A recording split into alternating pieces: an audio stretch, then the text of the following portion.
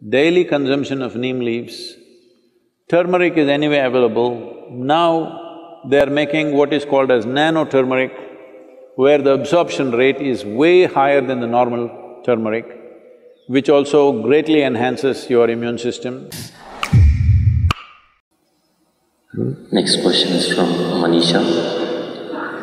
We have heard that in our culture there are many ways to boost immunity with the local resources available at home. Could you shed more light on building resistance using home remedies?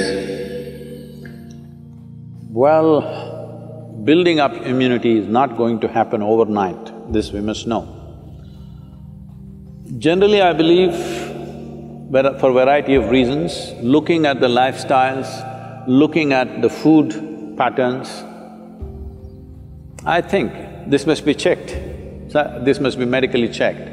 I think southern Indian people are having a better immune system than a whole lot of other people in the world, simply because of the food patterns and the practices and the weather and various other aspects. You must understand, in a tropical climate, there are more life forms than anywhere else, including microorganisms. The number and the variety of them is very, very high. So living in this land itself, the system becomes more resilient because we are exposed to these things all the time. That is one aspect. Another thing is food, another thing is lifestyles. All these aspects are there. Being farming communities largely, most of us, if not in this generation, in the previous generation, we've all come from farming communities.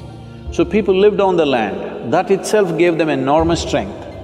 In most other parts of the world, over 80% of the population moved away from farming probably 100 years ago. In India, we've just moved away from the land only in the last 25–30 years ago. This benefit is still there with us. It will not stay with us if if everybody starts living in high-rise apartments without being in contact with the ground and start living like lab rats, protected from everything, well, our immunity also will go down. But I think we still have this advantage. But right now, what can I do to boost my immunity? As I said, it's not an overnight solution, but in a period of time, you can do this. Well, let me talk about very common things available. One thing is, I must say this, you know, we are sacred ash people, we are always ash smeared one way or the other. There are different types of ashes, if you know how to use it. I can't go about giving you instructions of this over the on the web, but if you learn to use it properly, it helps. Neem is available almost right across the country except in the mountainous places. Daily consumption of neem leaves. Turmeric is anyway available. Now they are making what is called as nano-turmeric, where the absorption rate is way higher than the normal turmeric, which also greatly enhances your immune system.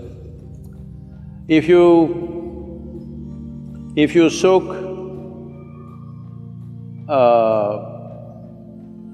the gooseberry or the amla or the nallikai in honey overnight, along with some broken pepper, black pepper or green pepper. Green pepper, I'm saying for those of you who are in other countries, green pepper does not mean chili. We mean to say raw pepper.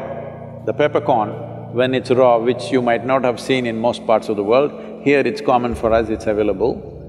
So, soak it in honey and every day about 3 spoons, 3 times a day. It works best, all these things work best when you're on an empty stomach, that's the first thing that you take.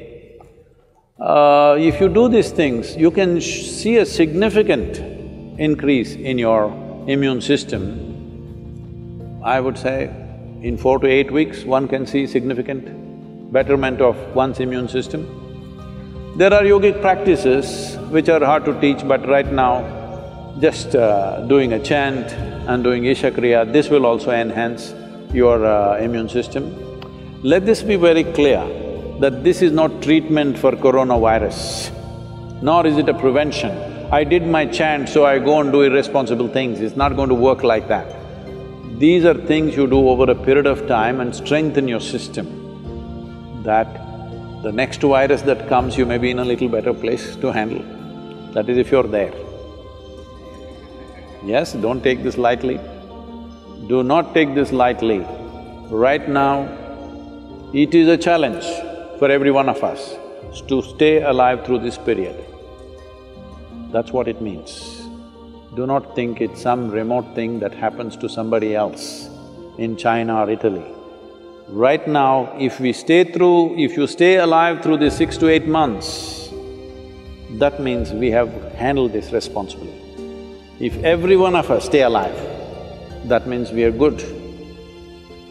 We have lived consciously and responsibly, that's what it means. This is what, unfortunately, the governments have to enforce by force, because a whole lot of people don't seem to realize that this is necessary. And they think this is some fiction. This is not fiction. This is an imminent danger that we need to handle properly.